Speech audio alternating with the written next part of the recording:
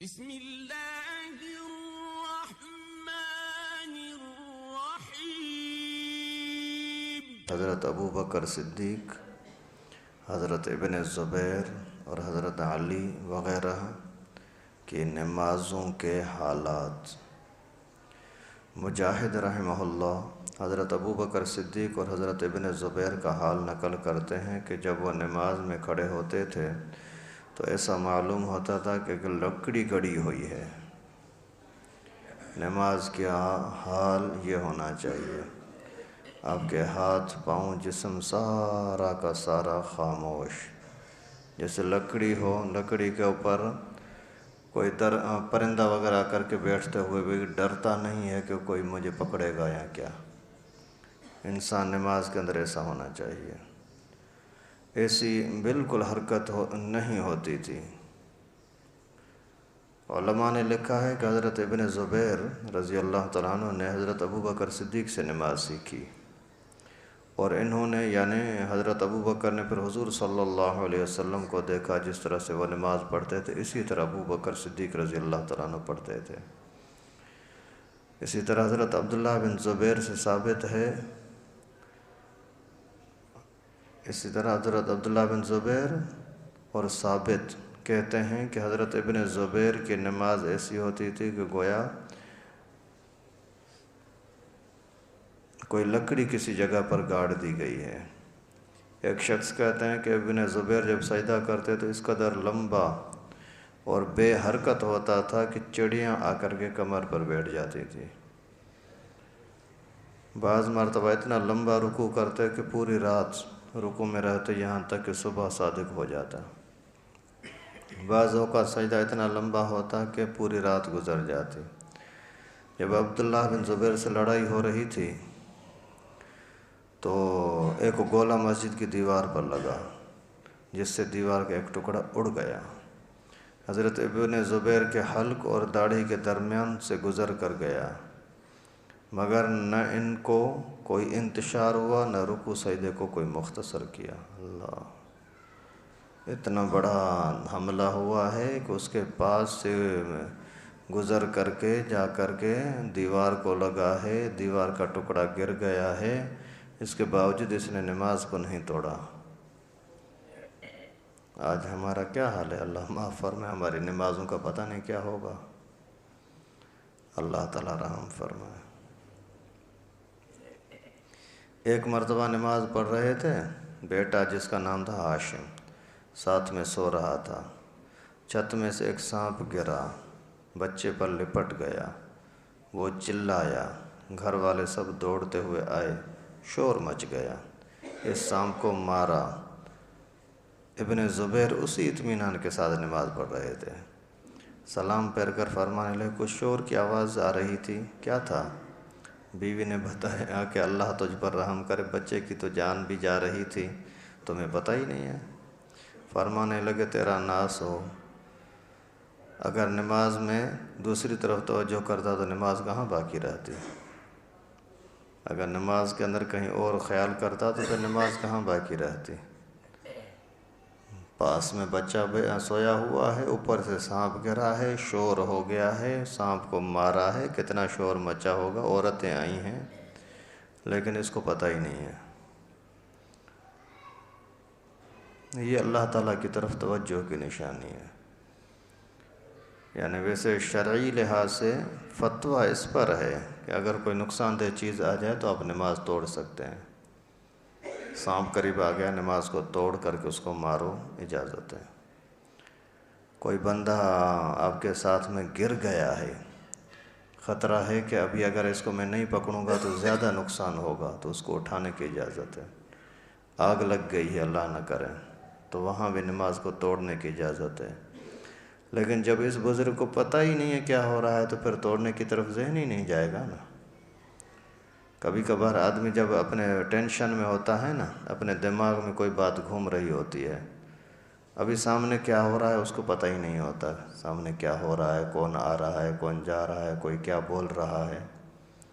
بات کرو، بات سنتے نہیں ہیں، سامنے بیٹھے ہوئے ہیں وہ بار بار استاد جی استاد جی، اس کو پتہ ہی نہیں ہے کس کو بلا رہا ہے، کیوں؟ کہ اس کا ذہن کہیں اور لگا ہوا ہے۔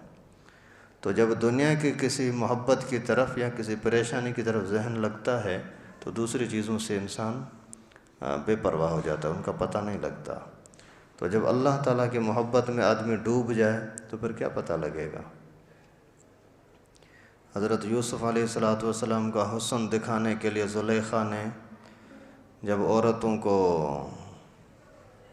پھل دیے، سیب دیے، چھریاں دیں، ابھی سیب ہاتھ میں ہیں، چھریاں کاٹنے کے لیے تیار کی ہیں، اتنے میں چالاکی کر کے زلیخا نے حضرت یوسف کو بولا کہ آ جاؤ۔ وہ جیسے ہی آ گیا تو انہوں نے حسن دیکھا کہ اللہ اکبر، ایسا حسن تو کبھی دنیا میں ہم نے نہ دیکھا ہے نہ سوچا ہے، اتنا بھی کوئی حسین ہو سکتا ہے۔ ابھی ان کی نظریں، ان کا دل دماغ مشغول ہو گیا اس کا حسن دیکھنے کے اندر، اور اس کے اندر اتنی تو محو ہو گئیں کہ اپنا ہاتھ کٹ گیا ہے، خون بہہ گیا ہے اور ان کو پتہ بھی نہیں لگا۔ تو جب دنیا کے اعتبار سے کسی چیز کے اندر مشغولی زیادہ ہو جائے تو دوسری چیزوں کا پتہ نہیں لگتا۔ تو جب اللہ رب العالمین کی طرف نماز کے اندر بہت زیادہ توجہ لگ جائے تو پھر دنیا کی چیزوں کا پتہ نہیں لگتا کہ دنیا میں کیا ہو رہا ہے۔ حضرت عمر رضی اللہ تعالیٰ عنہ کے آخری زمانے میں جب ان کو خنجر مارا گیا، جس کی وجہ سے ان کا انتقال بھی ہوا، تو وہ ہر وقت خون بہتا تھا اور اکثر غفلت بھی ہو جاتی تھی، لیکن اس حالت میں بھی جب نماز کے لیے متنبہ کیے جاتے تو اسی حالت میں نماز ادا کر دیتے، اور ارشاد فرماتے کہ اسلام میں اس کا کوئی حصہ نہیں جو نماز کو چھوڑ دے۔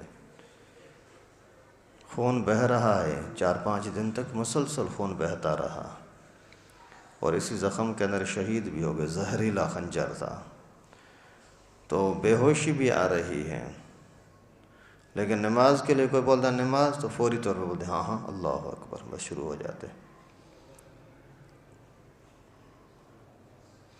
حضرت عثمان غنی رضی اللہ تعالیٰ عنہ پوری رات جاگتے تھے اور 1 رکعت میں قرآن شریف مکمل پورا کر لیتے تھے، 1 رات میں پورا قرآن، یہ ان کی زندگی میں برکتیں ہوتی تھیں۔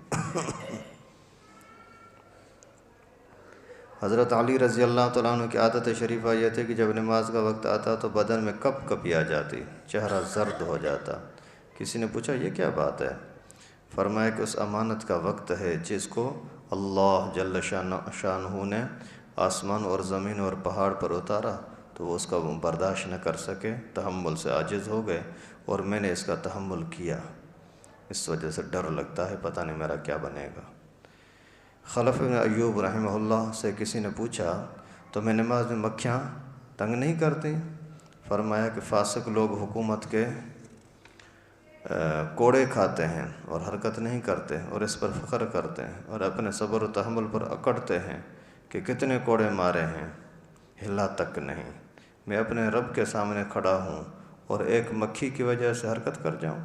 سبحان اللہ، کیا عجیب مثال دی کہ جو برے لوگ ہوتے ہیں، چور ہیں، ڈاکو ہیں، ان کو ان کے شرارت کی وجہ سے سزا ملتی ہے، تو سزا برداشت کرنے کے بعد پھر جب جیل سے تھانے سے باہر نکلتے ہیں پھر بولتے ہیں دیکھو کتنا مارا، مجھے پرواہ ہی نہیں ہے، میں ان کے سامنے رویا ہی نہیں، چلایا ہی نہیں، کوئی آہوزاری نہیں کی۔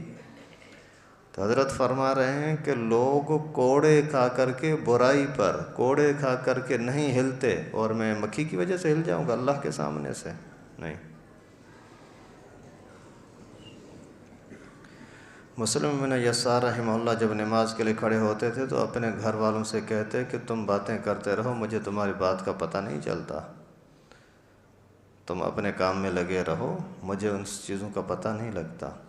ایک مرتبہ بصرہ کی جامع مسجد میں نماز پڑھ رہے تھے کہ مسجد کا ایک حصہ گر گیا، لوگ اس کی وجہ سے دوڑے، وہاں جمع ہوئے، شور و شغب ہوا، مگر ان کو پتہ ہی نہیں چلا۔ حضرت حاتم اصم رحمہ اللہ سے کسی نے ایک نماز کی کیفیت پوچھی تو کہنے لگے کہ جب نماز کا وقت آتا ہے تو وضو کے بعد اس جگہ پہنچ کر جہاں نماز پڑھوں گا تھوڑی دیر بیٹھتا ہوں کہ بدن کے پورے حصوں کو سکون پیدا ہو جائے، پھر نماز کے لیے کھڑا ہوتا ہوں، اس طرح بیت اللہ کو اپنی نگاہ کے سامنے سمجھتا ہوں کہ سامنے کعبۃ اللہ ہے، اور پل صراط کو پاؤں کے نیچے خیال کرتا ہوں، جنت کو دائیں طرف، جہنم کو بائیں طرف، موت کے فرشتے کو اپنے پیچھے کھڑا ہوا خیال کرتا ہوں اور سمجھتا ہوں کہ یہ نماز آخری نماز ہے۔ اس کے بعد پورے خشوع خضوع کے ساتھ نماز پڑھتا ہوں اور اس کے بعد امید اور ڈر کے درمیان رہتا ہوں کہ نامعلوم وہ نماز قبول بھی ہوگی یا نہیں۔ کیا پیارے انداز سے بات کو سمجھایا کہ نماز ایسے حال میں پڑھتا ہوں، نماز ایسے حال میں پڑھتا ہوں کہ یوں سمجھتا ہوں کہ یہ سامنے کعبۃ اللہ، اس سے نظر مجھے ہٹانی نہیں ہے۔ ایک دوسرے نمبر پر یہ خیال کرتا ہوں کہ میرا پاؤں پل صراط کے اوپر ہے، اگر ذرا بھی ادھر ادھر خیال کیا تو گر جاؤں گا، مر جاؤں گا۔ اگر آدمی ویسے کہیں جا رہا ہو، صرف کیچڑ ہو، تو وہاں کتنا دیکھ دیکھ کر کے اور احتیاط کے ساتھ پاؤں اٹھاتا ہے اور پاؤں رکھتا ہے۔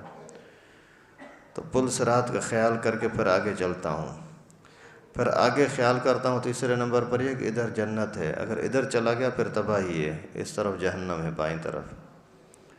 تو اس وجہ سے خیال پورا کرتا ہوں کہ دائیں طرف جاؤں، بائیں طرف نہیں۔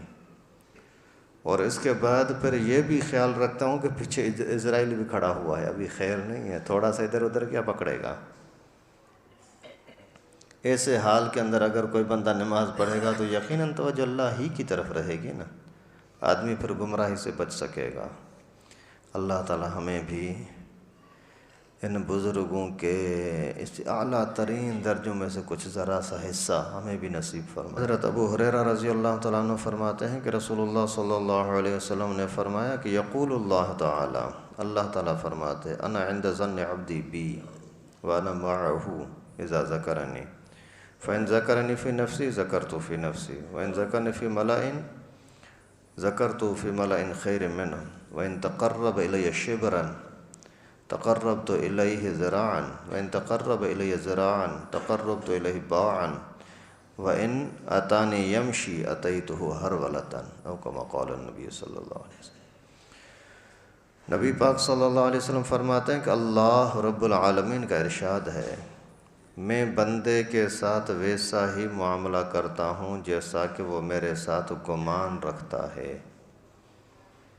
کتنی پیاری بات ہوئی، یعنی اللہ کی رحمت آپ کے ہاتھ میں آ گئی۔ پیارے انداز سے سمجھایا، اللہ تعالیٰ بندے کے ساتھ ایسا برتاؤ کرتے ہیں جیسا بندے کا گمان ہوتا ہے۔ بندہ سمجھتا ہے کہ اللہ تعالیٰ مجھے کیوں چھوڑے گا، تو اللہ تجھے نہیں چھوڑے گا۔ بندہ چاہے کہ اللہ تعالیٰ مجھے رزق دے گا، تو اللہ دے گا۔ سامنے سے کوئی بڑے سے بڑا دشمن آ گیا، بڑا حملہ ہو گیا، آپ کو اللہ کی ذات میں یقین ہے کہ اللہ مجھے چھڑائے گا تو چھڑائے گا، پھر اللہ رب العالمین آپ کو بچائے گا۔ کل کسی بزرگ نے ایک واقعہ بتایا کہ ایک بندہ تھا، اس نے اپنا محل بنایا اور اسی محل کے ساتھ ایک چھوٹی سی جھونپڑی بنائی۔ جھونپڑی کے اندر ایک بڈھی رہتی تھی، بوڑھی عورت، اور وہ بندہ اسی محل کا مالک کہیں باہر رہتا تھا۔ ایک مرتبہ اسی کا بیٹا آیا اور اسی نے اپنے محل کو دیکھا، خوش ہوا، اندر جانے لگا تو دیکھا ایک جھونپڑی سی بنی ہوئی ہے۔ پوچھا کہ یہ کس کی ہے جھونپڑی؟ بولا ایک بوڑھی رہتی ہے۔ بولا نہیں نہیں، میرے گھر کے پاس اس طرح کی جھونپڑی اچھی نہیں لگتی، اس کو مٹاؤ۔ اسی ٹائم پر لوگوں نے اس کو گرا دیا، مٹا دیا۔ عورت گھر میں نہیں تھی۔ کچھ دیر کے بعد وہ عورت آئی واپس، آ کر کے پوچھا کہ میرا گھر کہاں گیا؟ تو بولا کہ یہ مالک کا بیٹا آیا تھا، اس نے گروا دیا۔ اسی ٹائم پر آہ بھری، آنسو آئے، اللہ تعالیٰ کی طرف دیکھ کر کے، آسمان کی طرف دیکھ کر کہتی اللہ میں تو یہاں موجود نہیں تھی کہ ایسا کیا، تو تو موجود تھا، میں ان کا مقابلہ نہیں کر سکتی تھی، لیکن تجھ سے تو یہ بڑے نہیں ہیں، تو کہاں تھا؟ اسی ہی ٹائم پر اللہ تعالیٰ کی طرف سے ایک کوئی شعلہ آیا، پورا کا پورا وہ گھر تباہ ہو گیا، بیٹا بھی تباہ، گھر بھی، اس کا محل بھی تباہ۔ انا عند ظن عبدی بی، جو بندہ میرے ساتھ گمان کرتا ہے میں اس کے ساتھ وہی برتاؤ کرتا ہوں۔ اس کا یقین تھا کہ اللہ تعالیٰ میری بات مانے گا، اللہ نے مانا۔ اس نے ظلم کیا، اس کو ظلم کا بدلہ بھی دے دیا اللہ تعالیٰ نے اسی ٹائم پر۔ اور جب اللہ تعالیٰ فرماتے ہیں جب بندہ مجھے یاد کرتا ہے تو میں اس کے ساتھ ہوتا ہوں، جب بندہ مجھے یاد کرتا ہے تو میں اس کے ساتھ ہوتا ہوں۔ سبحان اللہ۔ ایک مرتبہ ایک عورت جا رہی تھی، بچہ ہاتھ میں تھا، اچانک سامنے سے کوئی درندہ شیر آیا تو یہ بوکھلا گئی، گھبراہٹ کے اندر اس کے ہاتھ سے بچہ گر گیا۔ جیسے ہی گرا تو شیر نے اس کو اپنے منہ میں ڈال دیا، اٹھا کر کے ابھی جا رہا تھا، اتنے میں ہی اس نے اللہ سے دعا کی، اللہ میرا بچہ۔ اسی ٹائم پر دیکھا کہ درخت کے پاس سے ایک بندہ نکلا اور وہ اچانک جیسے شیر کے سامنے آیا تو شیر کے منہ سے پھر بچہ گر گیا، اور بچہ جیسے گرا تو یہ شیر بھاگ گیا، اور اس بندے نے بچہ اٹھا کر کے عورت کے حوالے کیا۔ پھر جانے لگا، پوچھا کہ بھائی کہاں جا رہے ہو، کون ہو، آپ نے اتنی بڑی میری مدد کی، بیٹھو آپ کو کوئی صلاح بدلا دوں؟ بولا نہیں، بس اللہ تعالیٰ نے تیرے بچے کو چھڑانے کے لیے مجھے بھیجا تھا، میں فرشتہ ہوں۔ بندہ جب مجھے یاد کرتا ہے تو میں اس کے ساتھ ہوتا ہوں، بندہ جب مجھے یاد کرتا ہے تو میں اس کے ساتھ ہوتا ہوں۔ اس وجہ سے مشکل ہو، خوشی ہو، غمی ہو، ہر حال میں اللہ کو یاد کرو، اللہ کی مدد ایسے انداز میں آئے گی آپ کا وہم و گمان نہیں ہوگا۔ ابھی شیر کے منہ سے بچے کو چھڑانا یہ اللہ تعالیٰ کی قدرت کے سوا ہو سکتا ہے؟ صرف ذرا سا منہ کو دبا دیتا، چک لگا دیتا تو پھر بچہ تو بیچارہ ٹکڑے ٹکڑے ہو جاتا۔ آگے اللہ تعالیٰ فرماتے ہیں پس اگر بندہ مجھے دل میں یاد کرتا ہے تو میں بھی اس کو اپنے دل میں یاد کرتا ہوں۔ سبحان اللہ۔ اگر بندہ میرا مجمع میں تذکرہ کرتا ہے تو میں بھی اس کا ایسے مجمع میں تذکرہ کرتا ہوں جو مجمع اس کے مجمع سے اچھا ہوتا ہے، یعنی فرشتوں کا مجمع۔ ہم ابھی اگر یہ تذکرہ کر رہے ہیں نا، جتنے ساتھی محبت سے سن رہے ہیں نا، ان کا سننا یقیناً اللہ کے نبی کا فرمان سچا ہے، اس کے اندر کوئی جھوٹ کا وہم و گمان بھی نہیں ہے۔ حضرت بخاری شریف کی یہ روایت ہے۔ تو اس حساب سے ابھی یقیناً اللہ رب العالمین خود ہمارا نام لے کر کے فرشتوں کے ساتھ تعریف کر رہے ہوں گے۔ اللہ تعالیٰ ہمیں اخلاص نصیب فرمائے، یہ بڑی بات ہے، یہ بڑا انعام ہے اللہ کی طرف سے۔ اگر آپ اکیلے میں تنہائی میں اللہ کو یاد کرو تو اللہ تعالیٰ بھی دل ہی دل میں آپ کو یاد کریں گے۔ آپ لوگوں کے سامنے اللہ اللہ کرو، اللہ تعالیٰ فرشتوں کے سامنے تمہارا نام لے گا۔ سبحان اللہ۔ اور اگر بندہ میری طرف ایک بالشت متوجہ ہوتا ہے تو میں ایک ہاتھ کے برابر اس کے طرف متوجہ ہوتا ہوں۔ اگر بندہ میری طرف ایک ہاتھ متوجہ ہوتا ہے تو اللہ رب العالمین اس کی طرف دو ہاتھ متوجہ ہوتے ہیں۔ اور اگر کوئی میری طرف چل کر آہستہ آہستہ آتا ہے تو اللہ رب العالمین فرماتے ہیں میں دوڑ کر کے اس کے تک پہنچ جاتا ہوں۔ ابھی اتنا بڑا اعزاز آپ کو ملے گا اللہ کو یاد کرنے کی وجہ سے، اللہ کے ساتھ اچھا گمان کرنے کی وجہ سے۔ یار بدگمانی بیوی کے ساتھ کرو ناراض ہو جاتی ہے، بچے کے ساتھ بدگمانی کرو ناراض ہو جاتے ہیں، دوست کے ساتھ بدگمانی کرو وہ ناراض ہو جاتے ہیں، کل ملیں گے بھی نہیں۔ تو اللہ کے ساتھ بدگمانی کرنے کا کیا مطلب؟ اللہ کے ساتھ اچھا گمان رکھو، اللہ رب العالمین بہت اچھا دیں گے۔ اللہ رب العالمین سے دعا ہے کہ ہم سب کو گناہوں سے اپنے فضل سے محفوظ فرمائے، ہمارے دل کو، دماغ کو، آنکھوں کو، ہاتھوں کو، پاؤں کو دین کے اندر لگانے کی توفیق نصیب فرمائے۔ اللہ تعالیٰ ان باتوں کو سمجھنے کی توفیق نصیب فرمائے۔ وآخر دعوانا ان الحمدللہ رب العالمین۔